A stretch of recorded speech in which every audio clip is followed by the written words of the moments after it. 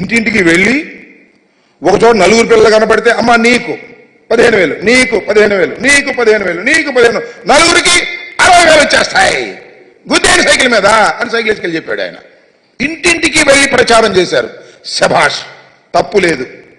మీరు మేనిఫెస్టోలో పెట్టారు, వాగ్దానం చేశారు, సూపర్ 6లో పెట్టారు, ప్రచారం చేసుకున్నారు, ఓట్లు వేసుకున్నారు, అధికారంలోకి వచ్చారు. ఏం చేయాలి ఇప్పుడు? అమలు చేయాలా లేదా? అమలు చేయాల్సిన బాధ్యత మీకుందా లేదా? రాత్రేనండి GOMS 29 రిలీజ్ చేశారు. అంతేగా GOMS నెంబర్ 29 రిలీజ్ చేశారు.